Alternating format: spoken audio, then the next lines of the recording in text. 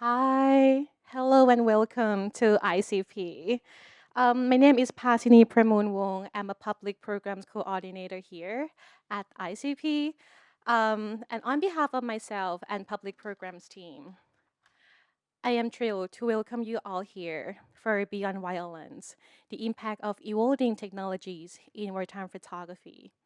I am really so thrilled I'm standing here in front of everyone and presenting speakers right now. So I'm just gonna read from this paper I print out because I'm so exciting. We will save some time at the end of the conversation for Q&A. So before we begin, I do want to start by acknowledging that we are currently on unceded Lenape and intertribal land, and that as we're thinking about the politics of visibility, as we often do here at ICP, we must remind ourselves of the histories and colonial presence that are rendered here nowadays.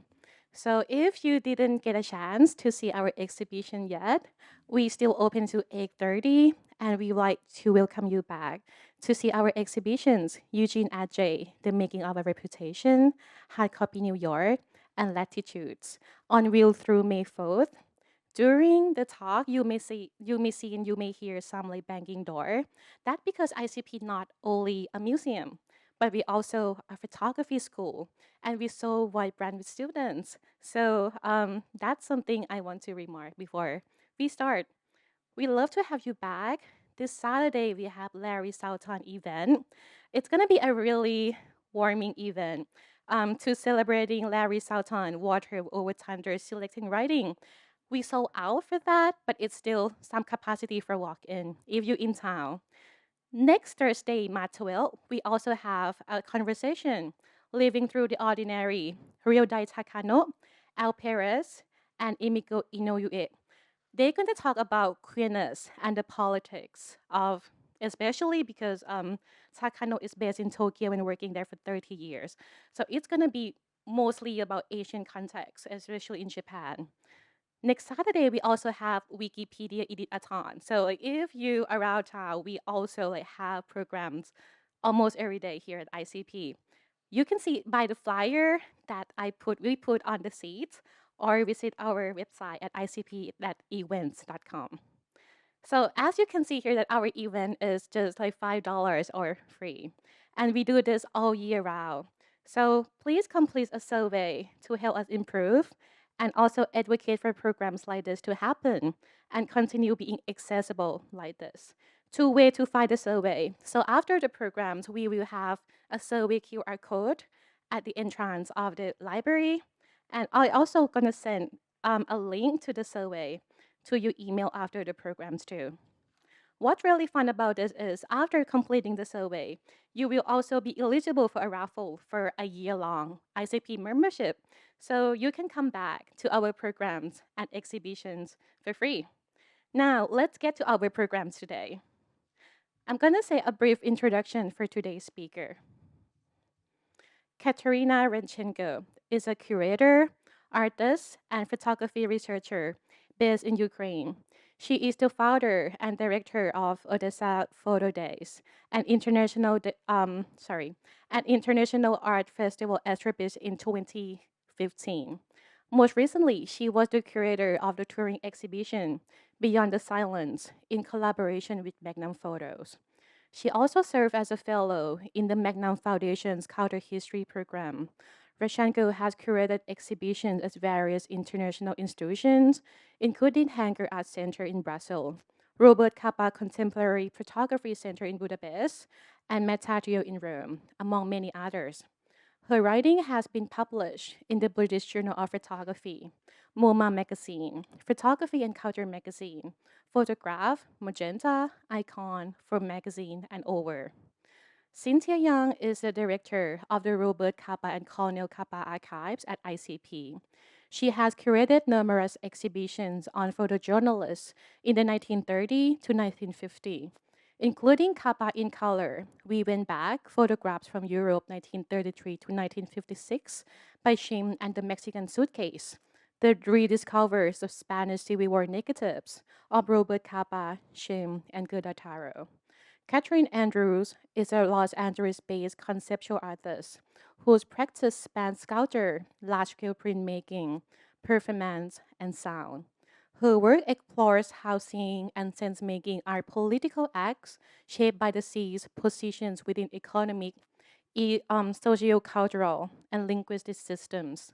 Her work has been exhibited internationally at museums and galleries, including the Nature Sculpture Center in Dallas, the Museum of Contemporary Art in Chicago, Museum Ludwig in Cologne, and Yas Museum in Shanghai.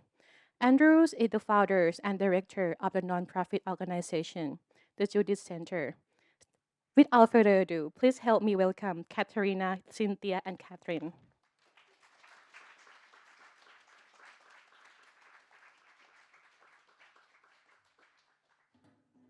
Thank you, Passane. That was wonderful. Hi, my name is Kathryn Andrews, and I'm the founder of the Judith Center, a Los Angeles-based nonprofit organization that produces art-centric programming examining sexism in the United States with a particular focus on how it shapes a range of professional fields. Our programming includes talks, exhibitions, a book club, a poetry workshop series, and a lending library. We are thrilled to present this program today in collaboration with ICP and the Magnum Foundation, featuring a talk by Ukrainian curator Kateryna Radchenko, who Passane so eloquently introduced us to, and whom we welcome here from Kiev. Kateryna, well, I won't go into the intro of her. Passane did that beautiful job for me, so I'll skip over that. Okay. To begin the program, Cynthia Young will open with a brief slide presentation to help set the context for the discussion. We will then turn it over to Kateryna for her lecture. Before we begin, though, I'd like to share some brief thoughts about my hopes for this conversation and why we're excited to have Kateryna here with us today. I first encountered Kateryna's work last year in Bielefeld, Germany, where I saw her deliver a lecture on the history of photography in Ukraine, tracing how the medium has been used both as a tool of propaganda and as a means of cultural preservation. I was deeply moved by her talk. With so many wars unfolding worldwide, I found myself thinking about how photography during conflict might offer more than exposure to violence, trauma, and the normalization of war. Might we reimagine its potential? Could it become a medium for care and empathy rather than simply reinforcing cycles of brutality? My interest in this question stems from several personal experiences. From 1996 to 1997, I worked as a photo editor for the photojournalism agency Gamma Liaison, which commissioned and syndicated international news imagery from photographers around the world. During those 2 years, I edited hundreds of thousands of often horrific images of war and conflict that were distributed to media outlets worldwide. More recently, I experienced a catastrophe of my own. During the Los Angeles fires last year, my home burned. This seems relevant, but here, because in the aftermath, I witnessed thousands of people step forward to support those who had lost everything. Yet much of the media coverage focused primarily on the spectacle of destruction, largely overlooking the extraordinary outpouring of generosity and care that followed. That imbalance made me wonder what other stories might be overlooked during moments of crisis around the world, stories beyond the familiar images of bombings, fighting, and death. What other narratives are unfolding, and can we imagine photography's job as something greater? With those questions in mind, I will turn the mic over to Cynthia Young.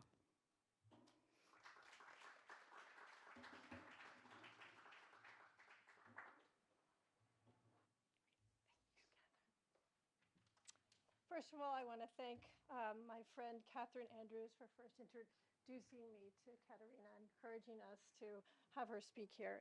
It's a great pleasure.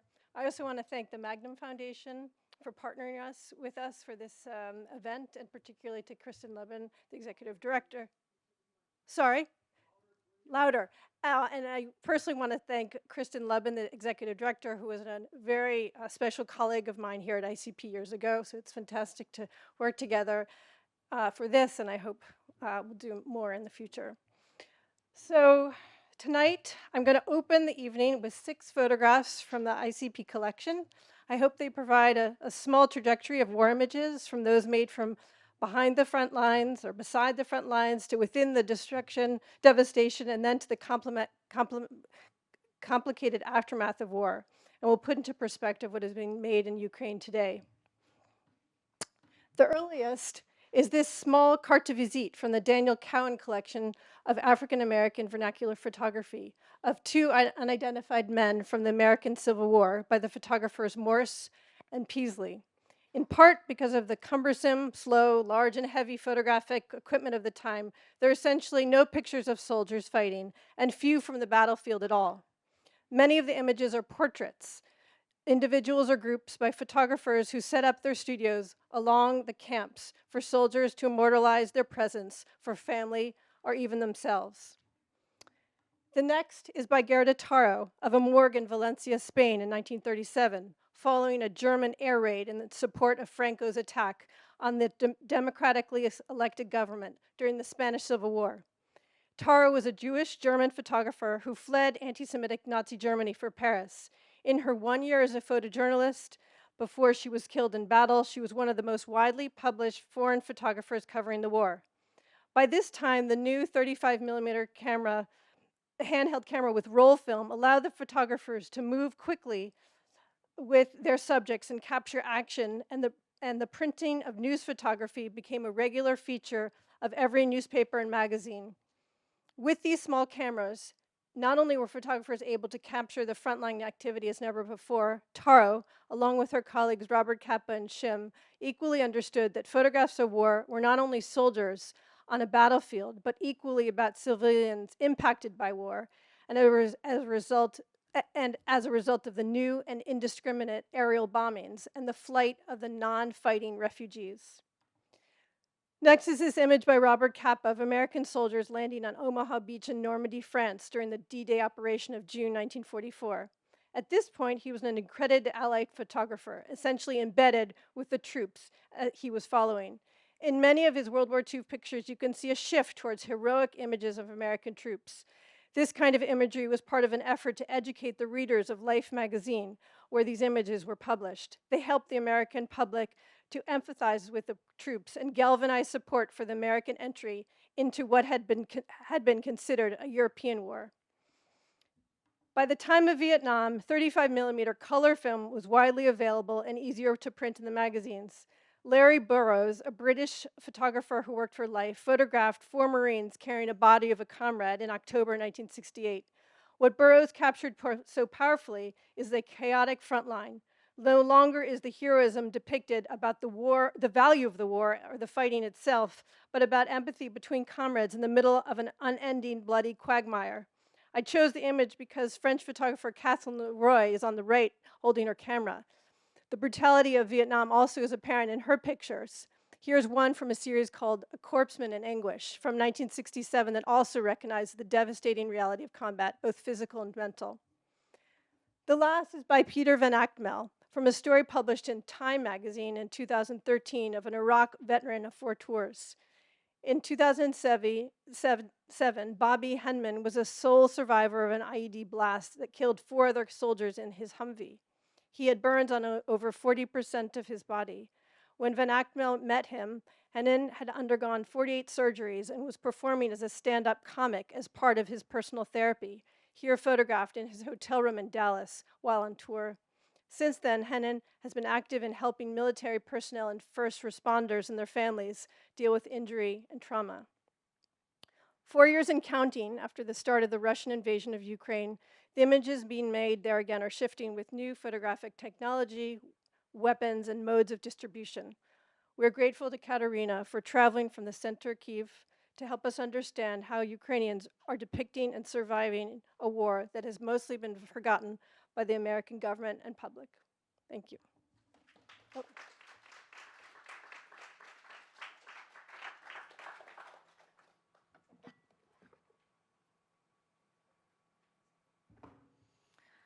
It's so big pleasure to be here and to share the stories from Ukraine.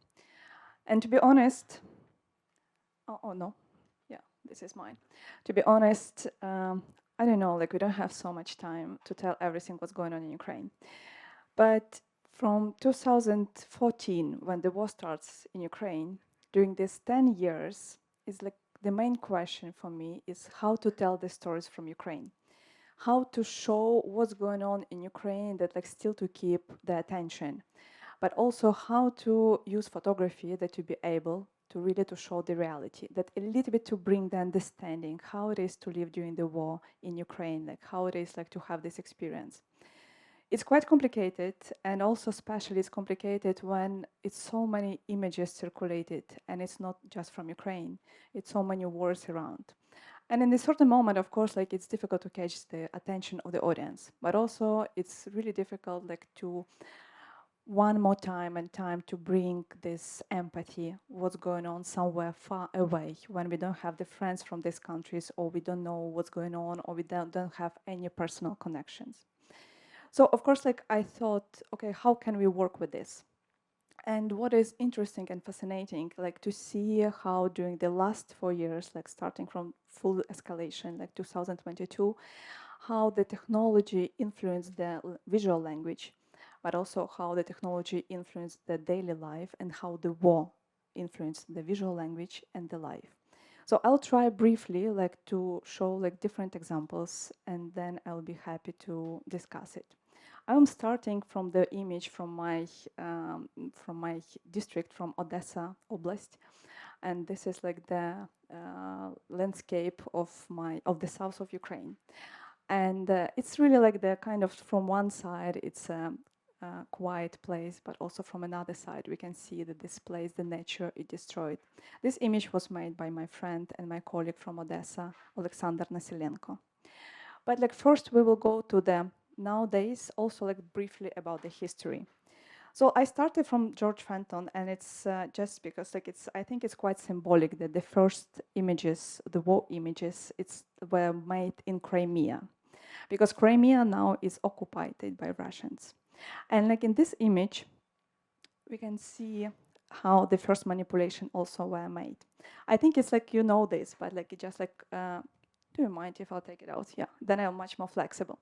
So like we can see that like the first image is like the image which you know pretty well. This is like cannonballs, like just like laying down on the road. And it's bring this, you know, like the feelings that like the conflict, the war. But on the second one is like the cannonballs just like laying next to the road. And this was like actually the first manipulation when the photographer just decided to change a little bit the historical perspective.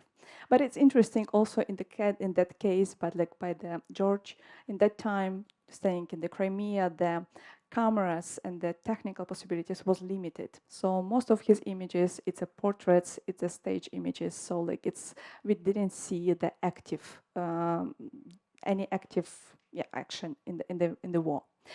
But also like starting from this point of the manipulation, what is important to say that the first conflicts and the Second World War, from talking about Ukraine, we mostly saw from the perspective of the foreign photographers.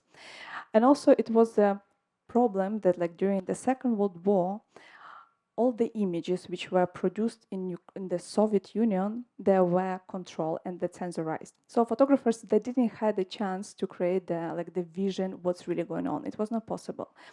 Even like if we would like to study this period of time, we should to study from the images from the Austrian or German archives, but not from the Soviet Union. Because like you can see in this example, it's a manipulation, it's collage, which were made like for the newspaper. So just like the combination of the different images to make the beautiful composition and to show how strong is the Soviet army. But also like the quality of the newspapers of the time was quite bad. So like these manipulations was not visible, but even like nobody even tried to see these manipulations. Here it's much better, like we can see like different parts in this composition which bring us to really like reflect and bring some emotions. But this was like just cut it from the different places. from the images which were made by the different photographers. And the names of the photographers even was not so important in that moment, because it was a question to create the story which has to influence, and the story which has to show that the Soviet army is brave and it's strong. That's why it also was important to censorize all the images and not to show the reality. And only several photographers who had the accreditation were able to shoot during the Second World War in the Soviet territory. But also, what is important to say that in that time, even if anyone in Ukraine had the camera, and if you did something to show the reality, you can be just simply killed. But also it was interesting because from the international photographers traveled to the Soviet Union and also traveled to Ukraine. And this is the image of Robert Capa. And I found out the interesting story in the KGB archive. Because when he traveled to Ukraine in the 1947, he actually were all the time controlled by the KGB. He didn't had any single moment to stay alone. He didn't had any moment to shoot what he wanted to shoot. He was all the time navigated what he can to see, what he have to shoot, what he is allowed to see. And in this KGB case, I found a nice report which says that Robert Capa is probably a spy, because he is all the time trying to sneak. The second, it looks that he understands Russian, but he pretends that not. But he can communicate with the other people. And another thing, he is too active. So, and this was a report from the KGB, but also this was interesting because from these images we can see that they are different compared with other images which he produced in the other conflicts in the other countries, which also shows that it was limitations what was able to shoot for him. Nowadays, and during the now war, the war which is going on now, we could say, and we heard a lot, that war in Ukraine is the most documented. There's so many photographers travel there. There are so many photographers used to work there. From one side, of course, this is bring the attention because it's the middle of the Europe. The second, of course, it's easy access. It's much more easy to go to Ukraine. You can go there anytime if you're not afraid, of course. From another side, it's also the question that it's the country are open to show what's going on. You can see the images of the civilians, of the militaries. You can see the politicians. You can see more or less all the sides of the war in Ukraine. But still, there are so many things which we can't see. And this is actually the things on what's going on the front line and what is going on the territory which are occupied by Russians. This information is quite difficult to get. And from that moment, I started to think, as the front line is moving, of course, a lot of archives destroyed, the cities are destroyed. What will be left? How we will remember this territory? How we'll remember this, what was in these places? And I started to thought that maybe actually it's the time to create the new archive, which will be made not by the professional photographers, but which will be made by soldiers or civilians. Let's see several examples. We will start from the air. So, satellite images. It's something which we are quite often using for the understand how the front line is moving, but also simply using the Google Maps, we can see how how the cities looks like. It's an interesting case because it's this image was made in 2000. I did the screen. It's not the image. The screen I did in 2022, and this is Azovstal. So this is the factory which were the last bastion in the Mariupol, and then we can see how it is destroyed. So some images, some information, some data is still available in the Google Maps. Some already not available. But what is absolutely crazy, that several cities are not exist anymore. But the Google Maps didn't make the updates, and we can still see in the Google Maps the cities how they were before the war. And this is crazy to think that it was like the moment of the archivation of the memory of the city, which are not exist anymore. And sometimes they're like on the street, you know, it was captured, the people passing by. This image is quite important because also like this screen I did from the Google Maps, and this is the theater of drama in the Mariupol. And this theater was used by the civilians as a shelter for the families with kids. And you can see it says "дети" in Russian, which means kids.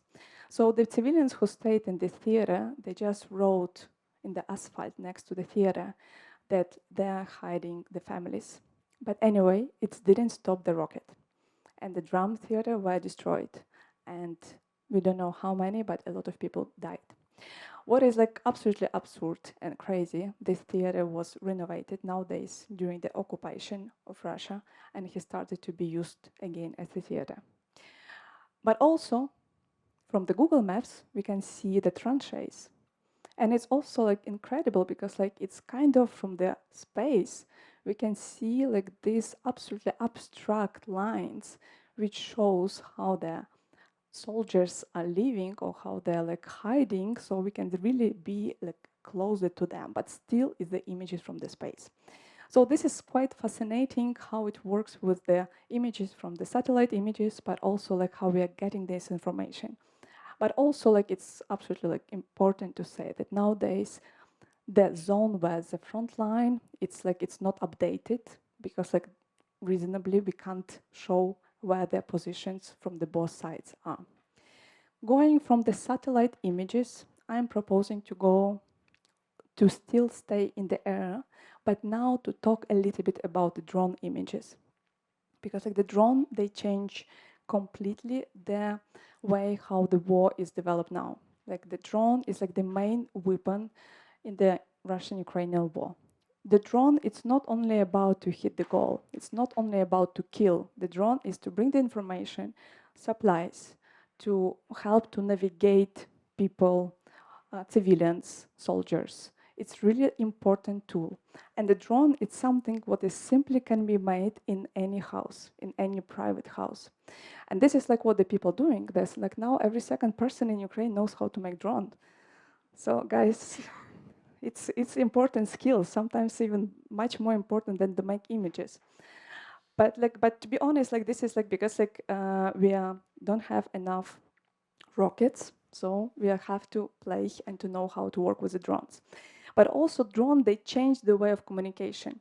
Because like when the soldiers or civilians see the drone, they reacted on it not as in the machine, not in something independent in the air, they react on it as on the person. So they started to communicate by the body language, by the language, but it's always communication, or to hide or to ask about help. But it's always communication because everyone knows that behind this, somewhere on the distance, the real person is sitting and watching on you. This project, it was made by a soldier, Sam Kurchava. He is not a professional photographer. He joined the army and he is like operator of the drone. So what he did, like he decided like to do the small zine, like let's say art project, or maybe it's not maybe the right word to say reflection from his experience. We can see two images. The first one, it's an image of drone, which he did by the using phone. The second one, it's an image from the drone camera, and in just 1 second before the drone will reach the goal. And that's why the project calls Premorte. So this is like, we can see like this is in the dynamic, the drone which he is sending, sometimes he is also writing some text on it, like some, like for example, greetings from Ukraine or Happy New Year or something like this. But then like the image shows exactly where it hit it. What is also important to mention that the person who has navigated the drones, he's not so far. He also could be the target. And this is like works from the different sides. So like you always can be the target and targeted by the another drone. But this is the way how we now also can see, because like the drones became the moment not just to communicate, but also to see how the landscape change. By the spy drones, we can see how the cities were changed over the time. We can see how the landscape changed over the time. We can see how the villages were destroyed, or we can see the people. So it's really a way how we can see, and this shows us like this access which we are not able to have if we will come to the front with our cameras. Because also like it's important to say that like nowadays for the professional photographers, it's really difficult to get to the front line. It's take a risk, but also like it's not in the all position you can come, and like it's really difficult to say and to show what's going on. Moving from the air, we are going to the tranches, and this is we are also going to the much more intimate story. This story was made by photographer Dmytro Kuprian. And in this moment, I would like to say that like, what is important to remember, Ukrainian army, it's not professional, now they are professional, but it's not professional army. This is civilians. Civilians who used to be photographers, researchers, teachers, waiters, whatever, IT, but like they became the soldiers. So Dmytro, he is like photographer, and he joined the army like in 2014, but now he's still like in the service, and he is using the film camera just like to show his surrounding and to show this daily routine of the soldiers, daily routine of him and his colleagues. So we can see like this is like the story, what is around him. We can see intimate moments from the tranchea. And this is something what we are not able to see from the professional point of view. We don't see it from the news, because like this, it's something what can to do is like the person who is part of this community, who is spending the time there, and the person who really knows what it is to live in the tranchea, not just to come for the few days as a media or like as a press, and you're coming, you're staying like 4 days and you're leaving, but there's someone who really knows what it is like to be in the tranchea. And also, photography nowadays, it's started to be used a lot by the soldiers who are not professional photographers, but they're using photography for the self-reflection and self-protection. What is interesting in this, that when we are taking the camera, when we're taking our phones, sometimes we are physically creating the distance between us and what is going next to us. But also sometimes we would like to just to reflect on something else and to create the images which may be like not relevant to the war. But also sometimes it's just to memorize the events and to memorize the moment that we are still alive. And this is the example of Maria Lesniak. She's a nurse, so she joined the army when she was 25. And we can see like these images simply were made on her phone. She didn't made them to show it publicly. It was not made to be in the exhibition or in publication. It was made just for herself, just for the remembering. So we can see just like what is around, like about her work, about like simply like how many cigarettes she's taking during the day, but also her selfie. And the selfie is like something what also quite became important, because like selfie, we are all doing selfie. But the question why we are doing them. And what I can see nowadays, there's so many soldiers making selfie. But selfie, first of all, to send their relatives to show I'm fine. But the second, for yourself. Because like when you're making selfie for yourself, you're showing to yourself, it's kind of way of materialization. I'm still alive. I'm still here. And this is like the images of the one soldier, not professional photographer, who just like doing the self-reflection in the mirrors of the houses where he is staying on the positions. What is interesting here, that we have several layers. From one layer, we can see the person, just like the someone reflected in the mirror. From another, we can see what is around, and we can see the personal details, the personal stuff of the people who used to live in this house, and they have to leave because of the war. And this is like also like the way how the people trying to do this materialization of their present. So, and then the selfie became like have completely different narrative nowadays. And it's really like important, like just like from time to time to focus on this. And another things which I mentioned, it's difficult to get the information from the front line, but also it's difficult to get information what's going on in the occupied territories. It's not possible for the professional media to go to the occupied territories, but also if you go there, you'll be lucky if you'll survive. Even like the story which happened in Mariupol in 2022, like if you know, there were several film directors. So like there was Mstislav Chernov and Evgeny Malaletka, photographer. They managed to stay 20 days and they managed to do the movie and the story about from Mariupol. So they survived. They managed to live. But there also was like the film director from Lithuania at the same time. But he didn't manage to live. He was killed on the checkpoint. So the things that like when you're trying to leave the occupied territory, you have to go through the checkpoints, several of them. Each checkpoint checking you. And if in your phone, Russians will find any information that you are supporting Ukraine, probably you will be killed. So that's why it's really important like that you have your memory, let's say, censorized or clean in your phone. But also this is a question how to share the information, how to really to keep these memories, like how their city were developed or how it was really changed during this time. So Anna Kisla, she's not a photographer, she's an artist. And she stayed in Kherson during the first days of occupation. And this is like the images which she did by the using her phone. So we can see like all together, just like simple images, nothing special, just flowers, then Easter cake, then we can see some fire, then who knows Russian, we can see the word "нет," which means no. So like all these things are just like simply images of the daily life. But when we'll see all together, we have these feelings of the mood, what's going on. From one side, there's a spring and Easter. From another side, there's a fire, there's a rocket, there's like the empty shops, the destroyed windows, and this is like the clear statement about no.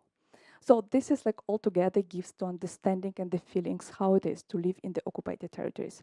But this is also this alternative way how to get the information from not the photographers, but to get it like through the just simple phone which civilians or soldiers are using. Also, I would like to say that like there's a lot of cases to discuss about artificial intelligence, a lot. But there was also like decision not to discuss it now because like then it has to be 2 more hours, extra hours. So that's why we will stay only with the drones, satellite and phones. But this is also important. Now I would like to tell a little bit about like how the technology changed the life.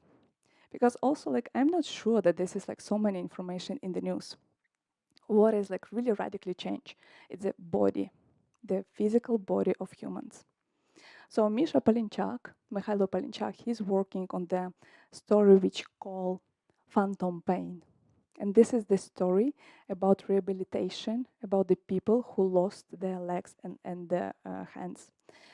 And nowadays, it's a lot of people who doesn't have the legs or hands. And this is not only about the soldiers, it's also civilians, because everyone is hit by the rockets or drones. Everyone can step on the mine. Everyone can lost part of your body. So now in Ukraine, we have several rehabilitation centers, but also nowadays it's kind of really changed because everyone is thinking about access to these people. And these people, it's a people of young generation, like it's kids, but also like it's a 20, 30 years old. Like, I mean, like this is like really young people who have to adapt to the new body. But also what is interesting, like this technology, it helps for the adaptation. So like the first image, for example, this is like the prostheses of the hand, which are using in the practicing, manual practicing to use your artificial hand. And then like each time like this about how your body, physical body have to live and to adapt to this artificial new hand and artificial leg, and also how to be adapted lately to the society.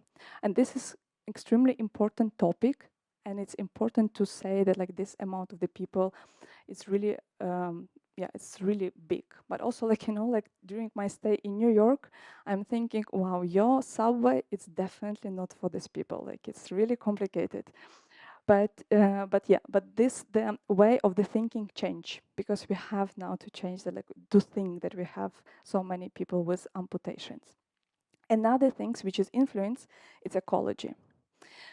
And ecology is a different things because like it's something invisible. And here is Valentina Polishuk, and she's saying, making her project about influence of sonar on the dolphins. Sonar is a sound which use the waves, which used actually for the submarines to to find the location of the other submarines. And this sound is influence on the dolphins, because dolphins has like this quite how would say, okay, like they can hear it, like the other animals not, but they can hear this. And because of this sound, dolphins are dying. So this is like something invisible, but we can see already the result that there's like the hundreds of the dolphins are dying because of this sound which are using by the submarines in the Black Sea.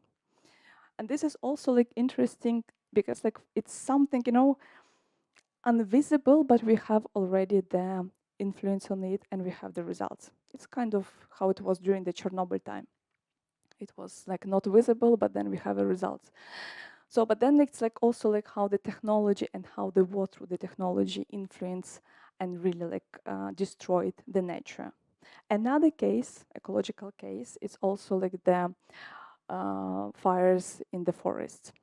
In this case, like I wanted, like first of all, to show like the how the artists, how the photographers trying to work on the distance, because Kluchko, Ruslana, she is from the north part of Ukraine, from the region, Kiev region, and this region like had like Sumy and Kiev region. So like and that region like was in the fire because of the fights. And of course, like the fires, the forest fires influenced a lot on the nature. But like what is important that like the most of these places is difficult to get. It's a close to the front line. You couldn't really get, like you couldn't be safe there. So like from one side, she's using these images by the showing the body of person, but also like how it was destroyed by the fire, but also in the same how the tree was destroyed. But also she's using this method to show the temperature. I don't remember actually how to say how this how it's called, this thermo, so this thermo. So she is using the thermo like to show like also like the temperature, how it's influenced on the different districts, but also like how it's influenced on the body. So like to show this is the dynamic by the different temperature. But also like it's like the a little bit artistical approach by the showing how the nature is polluted, but also how it's destroyed by the fires and how it's like its influence on the animals. And another things which is also like connected, or another project which is also connected to the question of the ecology, it's minings. Like because like the Ivan Samoilov, he's doing his project about the mines on the land.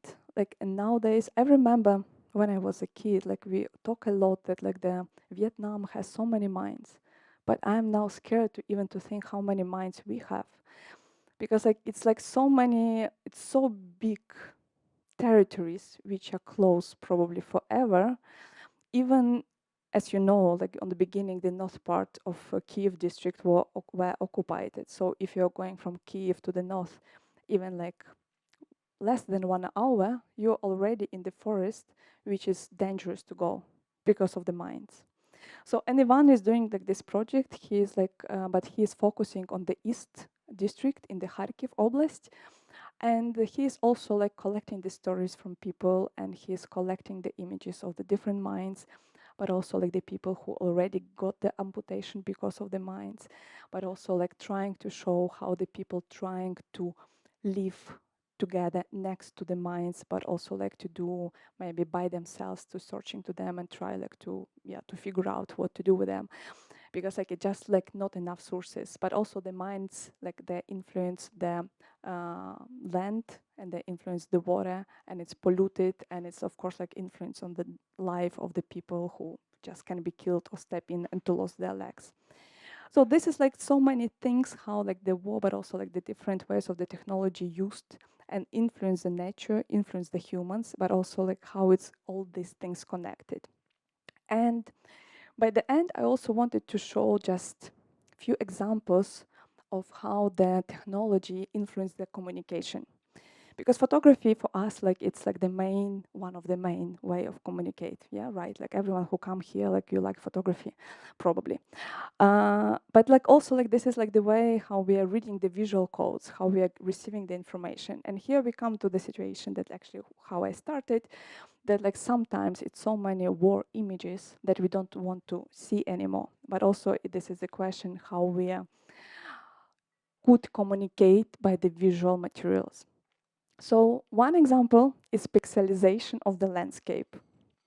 It was, and it's still used, but like on the beginning in 2022, it was used like really, like it was important moment. It's kind of self-censoration, censoration. So in this way, that like when something is hit by the rocket, the first hours you're not allowed to show the location. Because then, if you're showing the location, it can be helped for the Russians to navigate if they, for example, didn't reach the goal. Like then, when it became publicly, then you can like, okay, already posted this information or this image. But what is interesting that like on the beginning, as soon as something is hit, what you can see in the social media, it's only fire or fog. The landscape will be always hide. And this is important. So like you see the fact that it was hit, you see the fact that like there's explosion, you see this, but you can't recognize the place and you can't recognize where exactly. So this is what like kind of the importance for the circulation of the images of the place for the protection. Another way of the protection is to hide the faces. As probably you know, like we all collected money to support our army. And when we are sending the equipments or like support the battalions, they're sending the images, report images back. But also what is important like for them, it's not to show their faces for the different reasons. But also like it's just like important, like we have also like a lot of cases like when you're like don't want that your phone will be found by Russians and used against of you, but also when you will be captured by Russians that it will be used against of you. So like because of this, like people like just like don't want to show their faces, and the faces of the soldiers it's always most of the time like 99% is will be covered and also like hide it. And the last one, it's really like the image which I think kind of conclude all my presentation, because like I don't know if like definitely there are some Ukrainians and you can maybe read this image, but so this is the way by the using this with like this beautiful cloth with the roses and everything. So these things usually putting next to the icon, because like in the old belief, the icon, the religion always protect us. But in this image, you can see the new protection. The new symbol, what is protected us. And this is drone. So the drone replace the religion. And this is like nowadays, we can ask, okay, what is protected us? And it will be Ukrainian army. And this is how it changed. But also like this image was made simply by the one soldier, and I found it like in his social media. And I think it's really strong message how the technology really replaced the religion, but also how the belief changed. Because like we really believe in the drones, in the technology, and in this help. And yeah, so this is like the kind of conclusion of my presentation, but also just in case, if you wanted to know more, this is my contacts. And also, if you would like to even know even more about Ukrainian photography, we brought to the library of ICP, to this beautiful place, 2 books, which called The Information Front.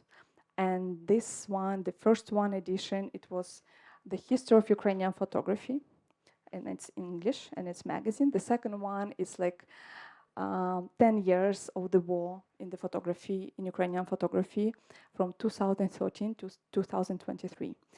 So they will be available here, but also what is important, you can order them online, and all the money from these magazines, from the sale, will go to the support Ukrainian photographers in needs, especially those one who already got the amputation and who needs like the health support. But also, okay, my final word, sorry, like it's so many also. My final word, what I wanted to say, nowadays, there are so many war and conflicts around the world. And of course, like Ukraine, like it's not only in Ukraine. I'm able to talk about Ukraine because I'm living there. I'm able to share this experience because I know it from inside. And I'm able like really like to tell you these stories which you will not find in the magazines, in the newspapers, because like this is something what is really intimate stories of which I search during my stay and during my life in Ukraine. But it's always for me the question that like how can we talk about everything what's going on around, then not to leave belief to the images, because we have the this artificial intelligence, but also we have so many manipulations, and also we have so many images which are just like using in the not right context. And then like it brings like the question, how can we believe to all these images, and actually do we still believe to these images? And like what we'll do even like in the 1 or 2 years when nobody wanted to see the violence and nobody wanted to believe to the images. And this is like the question which I just wanted like to, let's say, to say it publicly, that it's all about our responsibility, and we all have to think about this, because otherwise, like in 1 year, doesn't matter what will be in the world, and I think it will be much more worse than now, but we'll just not believe to each other. Thank you.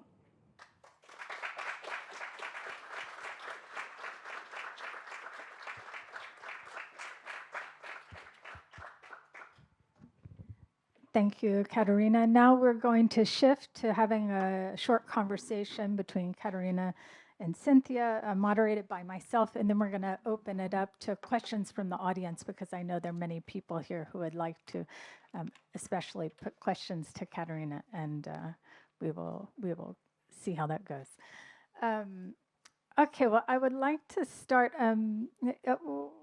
There's so many different things that you said that's so fascinating, but I'd like to sort of go back to this general context of war photography.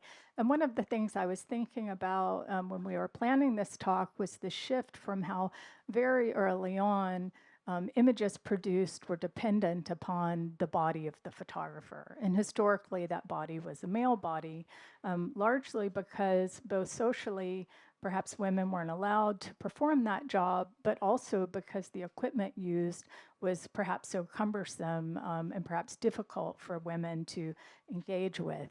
And so I think we see that in some of the images that were shown.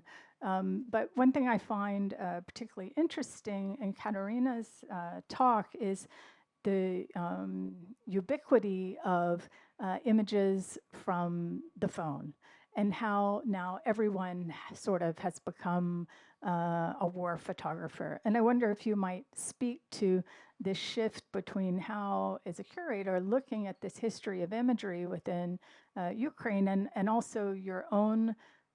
The audience probably doesn't know this, but that photography didn't evolve in Ukraine quite in the same way that it did in many other countries due to the way censorship existed there early on. And so if you might speak for a moment about this shift from very little representation to now representation by everyone, of every identity. Yeah, like we had like some changes like in the war representation. The first one, which is important, that in 2022, 25 of February, everyone, photographer and artists who wake up in Ukraine, they became the war photographers. And it was not by the choice. It's just like you're staying in your country where the war is. What can you do to document the changes?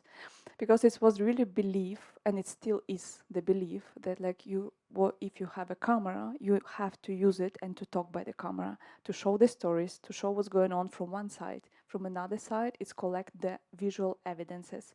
And from another side, it's to try to make this archivation of the changes for the future.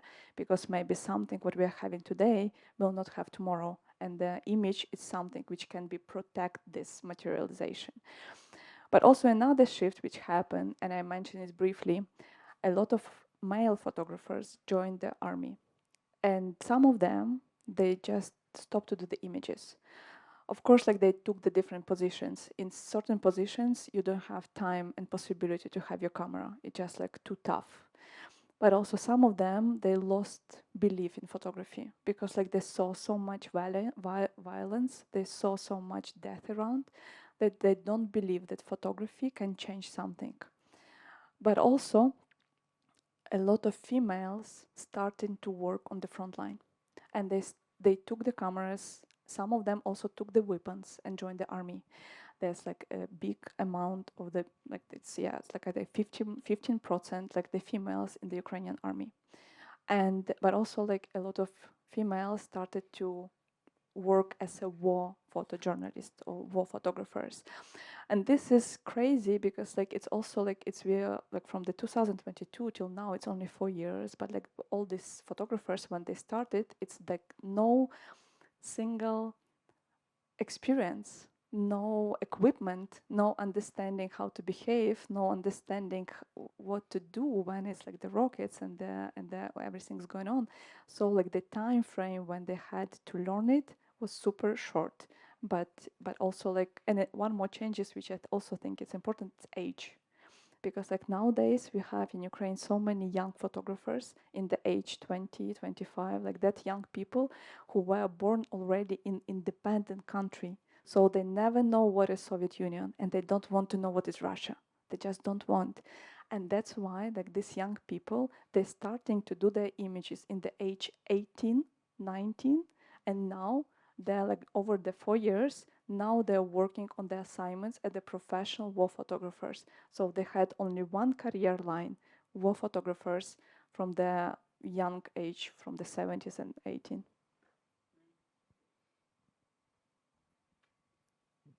Thank you, Kateryna. Very interesting. I wanted to shift to a question about how you think, and this is also, this relates to some of the images that Cynthia showed, how you think about the photographs you showed, particularly the later ones. It seems to me there's almost two kinds of photography that we might be talking about here. One are the types of images, well, maybe three kinds or two and a half, but one is sort of perhaps prepared for an outside audience or for a greater mass audience. And then there's perhaps another kind of photography that's for a more insider circulation. And I'm thinking about sort of historically classic images of war. You could just look, in fact, at the New York Times today. Probably every page was marked by pictures of explosions and bodies. It was quite intense today. And how common that is in a media depiction of war to see those types of imagery that are quite distant from a more intimate personal experience. And then yet in the images of the phone that you showed us, many of these are very private moments that individuals are perhaps having with others or even just with themselves. And I wonder if you might reflect a little bit about how you see images functioning for the outside versus for the inside, and what that has to do even with the attention economy or info wars or sort of where we are with the war having gone on for so long. And we might relate that back as well to some of the images that Cynthia showed us. some of which were also very intimate, depicting scenes from other wars, and they're kind of unusual. Maybe you see that more in an art context, but not always in a newspaper or in a mass media context. One thing I think that like all the international photographers who is traveling to Ukraine or in any other countries, when they're traveling, they're already traveling to the assignments. So they're already traveling, they know that they will do the stories and the story will be published. Most of the projects which I show today or which are produced in Ukraine, produced by the professional or just like amateur photographers, then don't know if it will be published and show publicly. So, and also like I think it's influenced also like the approach and the way, because like some stories they were made just for the people, for themselves, as a way of keep the memories, to keep your personal archive of the war, to when the photographies bring you to some emotions, to some reflections, to reflect. But it was not made for the show it publicly. Some of these images I'm showing you publicly because like I found them, I asked about the permission from the soldiers, from the photographers, and I would like to share it. And this is like exactly this bridge, the newspapers, editors, and curators who can make this bridge. And if we will not make this bridge, maybe these images will stay in the private archives forever and the private phones forever, and we will never see them. So this, I think, that like if we wanted to bring these intimate stories, and like personally I want, because I don't believe in the images of the explosions anymore. It's so many explosions around the world, and these explosions, like it's didn't, well, if you don't have that like experience of the war, it's not really influence, it just can be beautiful image. But intimate stories or some personal stories, it's really can touch, and I really believe in it. So, and this I think it's like already like the decision of the editors, curators, if we want to bring them to the audience or not. I had a question really to ask you about the role of the propaganda office or the media office in Ukraine.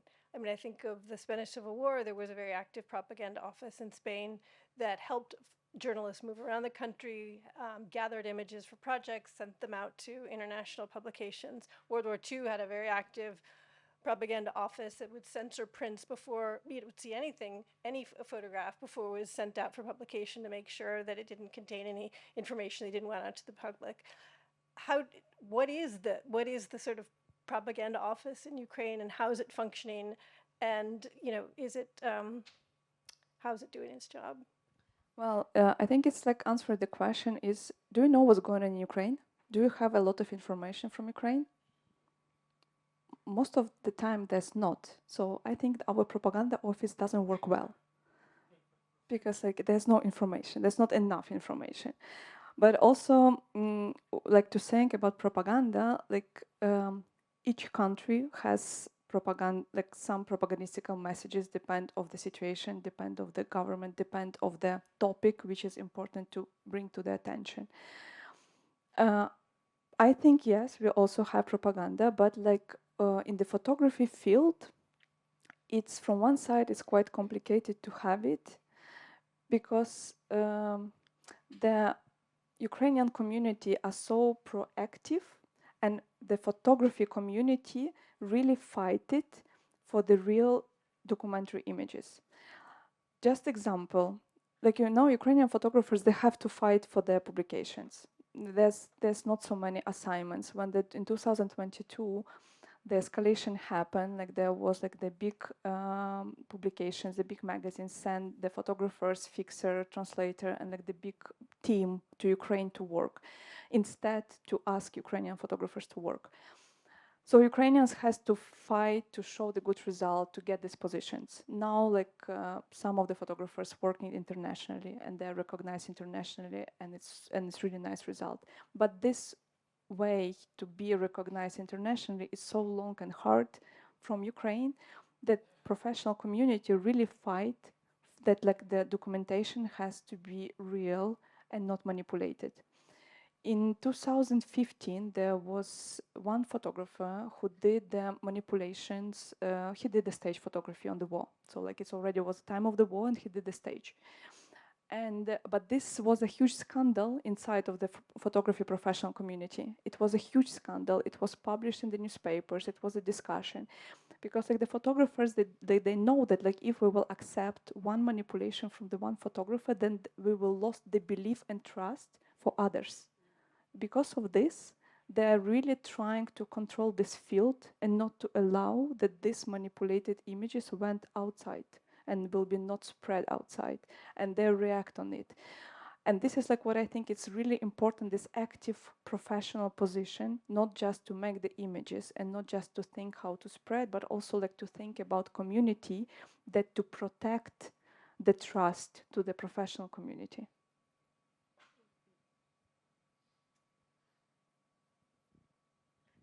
Following that, I have a question about collective paranoia, which is there might be trust in certain entities producing photography, but do you think in general, are people developing more paranoia because of the things you described previously, like drone vision or satellite vision or perhaps checkpoint vision, that the increase of these ways of seeing make it very difficult to stay safe as the war is ongoing? Could you speak about that for a moment? I'm not sure about paranoia. Like we can be scared of the rockets, like rocket attacks, like yes, and the explosions to be killed, but not. But yeah, but like it's not influence the paranoia of the vision. Like I mean, like it's a different experience. Like again, like the drones operating mostly in the front line or the gray zone. Luckily, I'm living in the far from the gray zone, like not far, not so far, but like I mean, like I'm living in Kiev, so like I'm not in the gray zone, not on the front line. Maybe my behaviors will be different than the behaviors of the people in that situation, but like I'm not allowed to talk about this because I don't have this experience and I don't know about like if it's the paranoia is only about to be killed, but not on the it's not influenced by the visions. Except for those passing near the checkpoints, because you mentioned that people were sort of self-censoring their own imagery in But their this is phones. also about to be killed. So by the result, anyway, you like it's to be afraid, to be scared for your personal life or the life of your relatives who is next to you. So this is the most important, like to protect the life, and like all the like the censorize your phone when you're going through the checkpoints is first of all for the protection, not to be killed. And like if you're like seeing the drone, it's like the first to understand if it's drawn from the Russian side or from Ukrainian side, because from Ukrainian side it can be about the help, supplies, information. From the Russian side it will be like opposite. But then like it's also it's a, again brings to this to survive and not to be killed. But it's I'm not sure that it's influence. Yeah, like I didn't think about this, to be honest. Like, but I also like I think it's like I need like more to talk with soldiers from the front line about this. But how do you identify drones, where they're from, who sent them? Me personally, I'm not, because I'm not there. But I know that there's like the communication. First of all, like the soldiers have the communication, but also like sometimes I don't know how they like. I mean, this is like not something that I'm. No, I don't know. But the war front is not that far from you, and that your own studio was bombed by a drone, and you've had these very personal experiences of coming very close to the danger. Yeah, but I mean, like we like the Kiev is bombed quite often. Kharkiv is bombed. Odessa is bombed. But like we are not on the front line. We are like our cities are bombed by the rockets and by drones.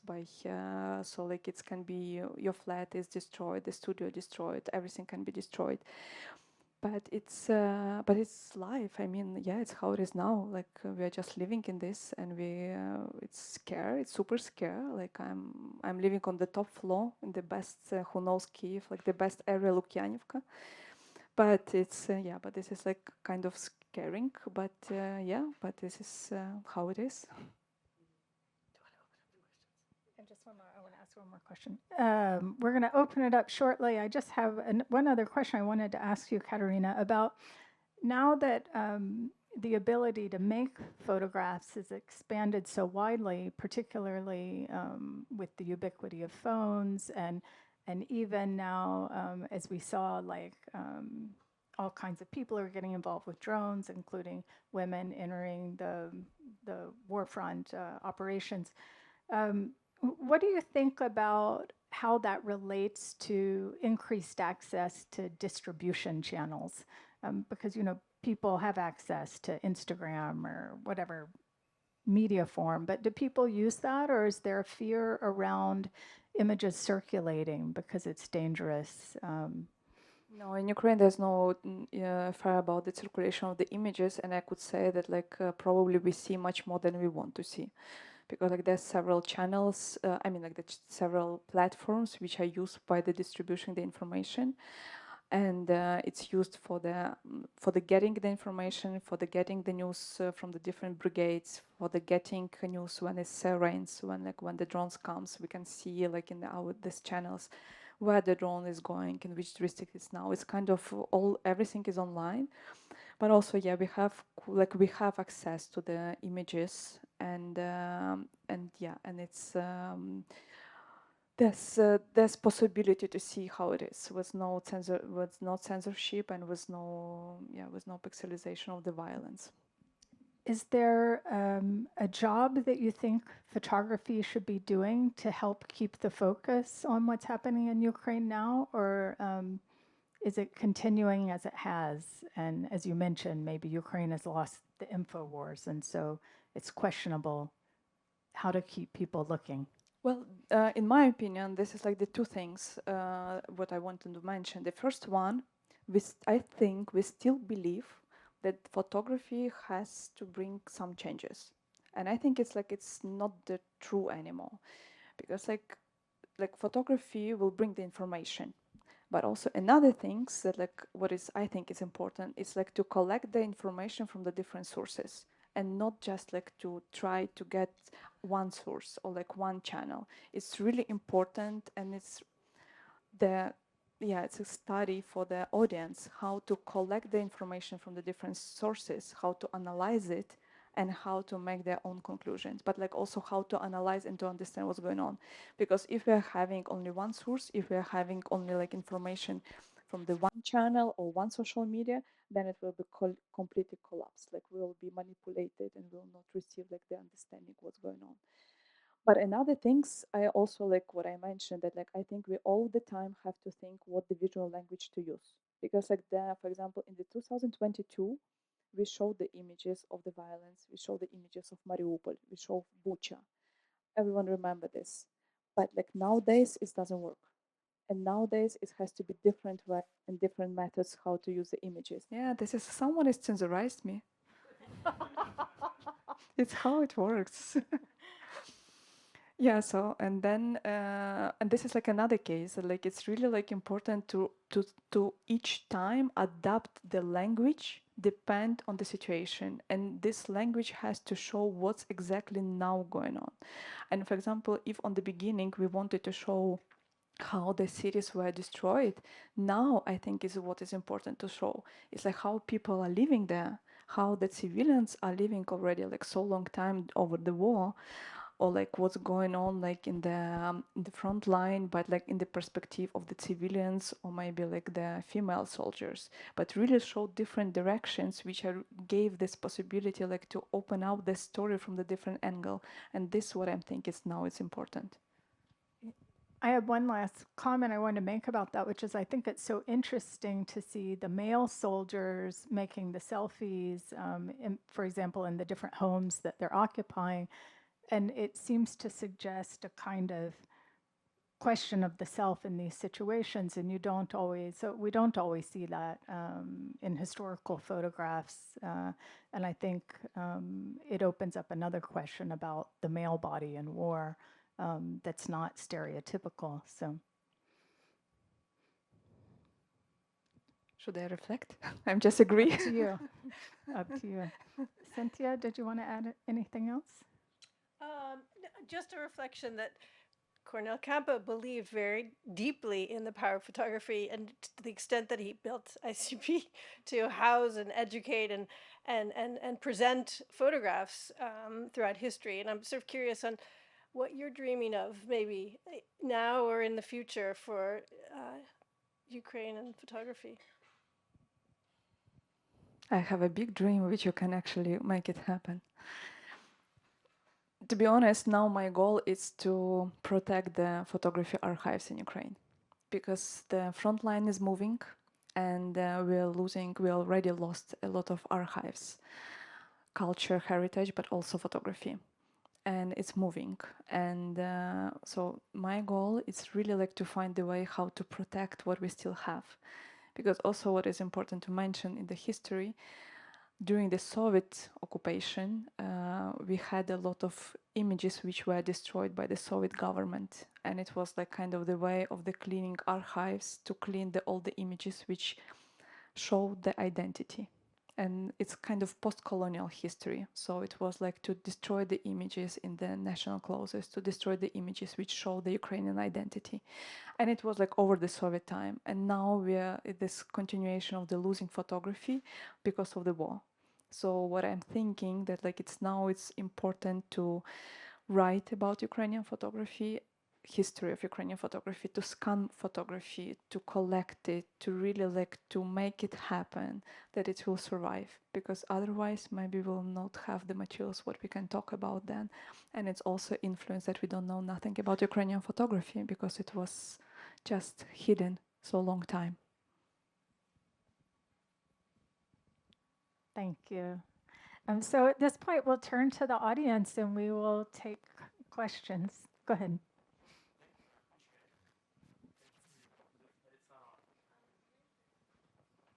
Hi, can you hear me? Oh, all right. Sorry for the bad noise.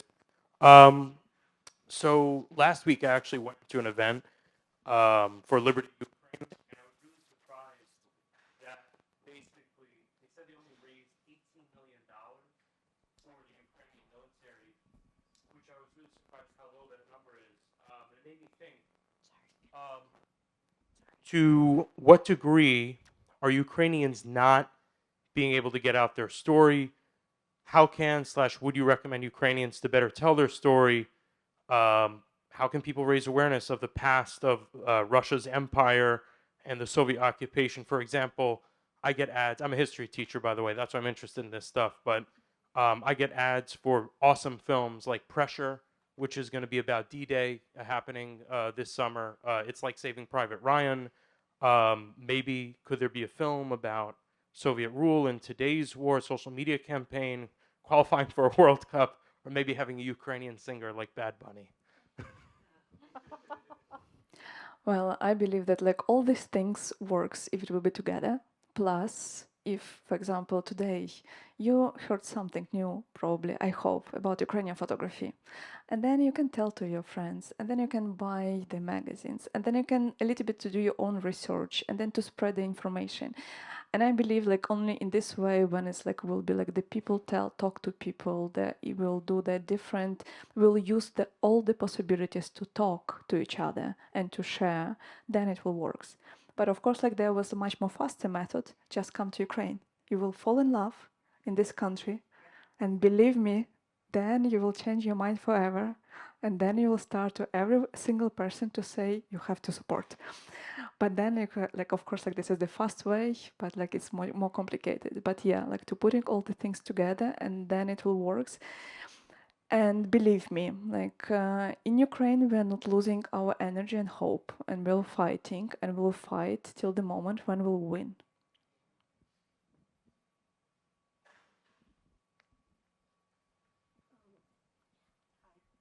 Hello. I've been to the Ukraine, and it's a wonderful country, and it's so sad what's happening. But I wondered, is there any communication with Russian dissidents? Do you have any communication? Because the propaganda in Russia is so strong, and they say that most Russians are backing the Russians. So do you have communication with people in Russia that are against the war and or trying to get the information to Russians? Personally, me, no, I don't have communication with Russia, and I don't have communication with any Russians. But also, like I have so much work on the land in Ukraine that I just don't have time, to be honest, to be care what's going on in Russia. I just meant to get the truth to them. No, I have to focus now on Ukraine.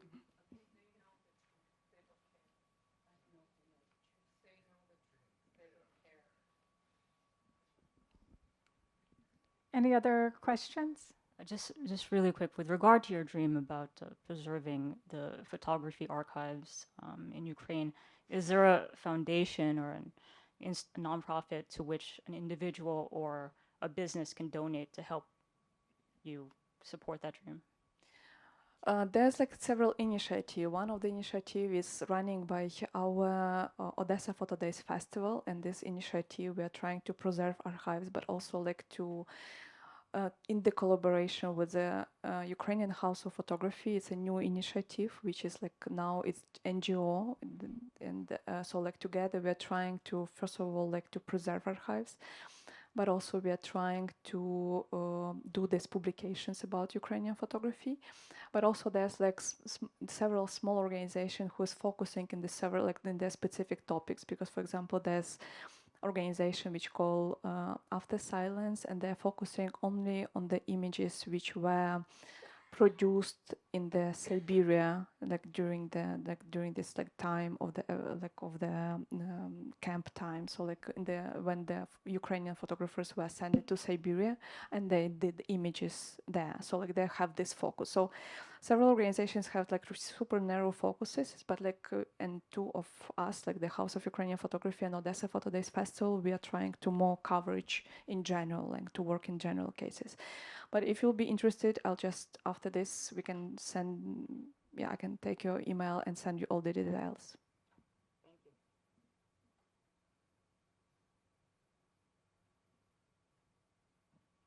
Any other questions? It's so interesting. You're all dark. We don't see your faces. we are just like here. My curiosity was piqued when you said you weren't going to talk about AI, because then you would have had to have another hour. So I'm not asking you to go for another hour, but I am curious to know just a little bit of an outline, since it sounds like it's such a huge issue. If you could point to that, or tell us when and where you will be talking about that.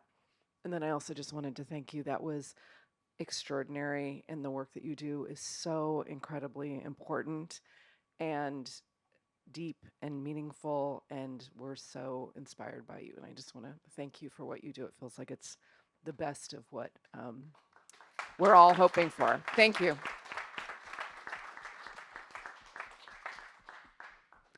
Thank you.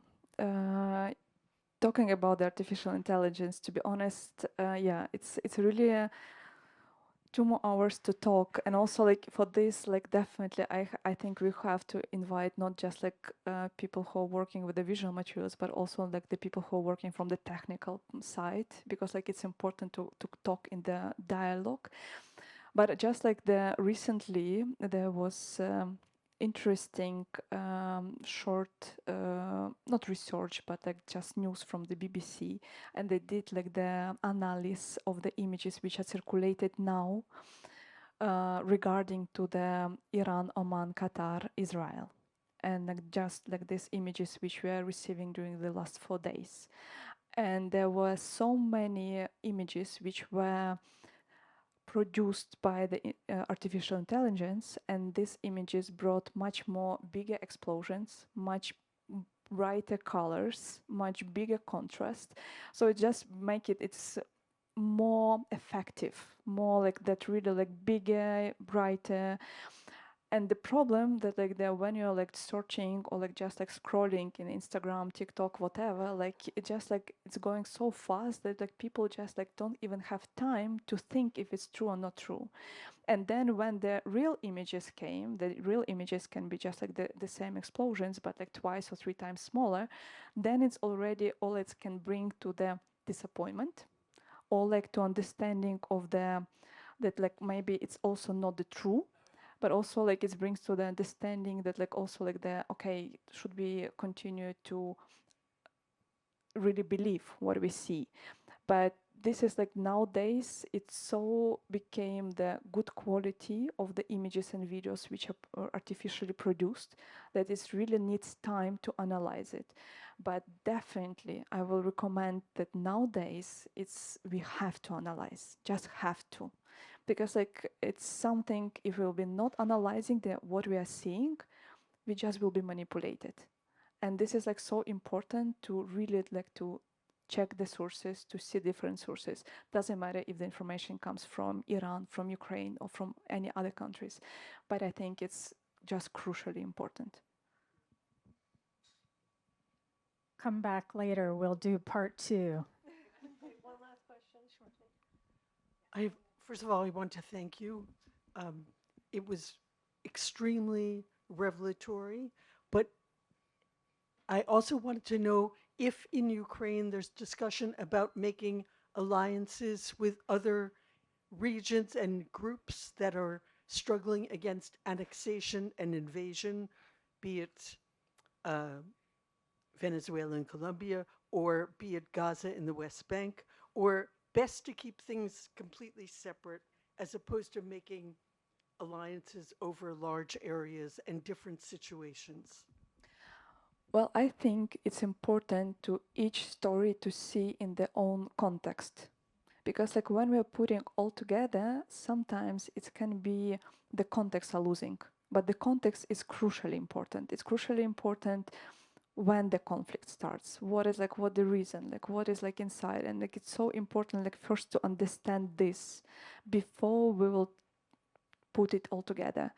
And the comparison, like compare like the things, I think it's like it's just not ethically right, because like each country has different story, different background, different context, and it's really important to go like by the each situation separate, like in my opinion, in my personal opinion. Great. Thank you, Kateryna. I'd like to give a special thanks to ICP for hosting us, to Cynthia for joining this conversation, and also to the Magnum Foundation for partnering with us on this event. And I'd also like to mention to the audience that our own website, www.thejudithcenter.org, will in the next couple weeks post online not only this talk, but another talk that Kateryna delivered last week in Los Angeles with the curator from the J. Paul Getty Museum and another photographer who's been working in the Balkans for the last decade. So check out that talk there if you enjoyed Kateryna's perspective. That was a wonderful talk as well. So thank you everyone for coming. It's great to see you, and we appreciate your support. Thank you.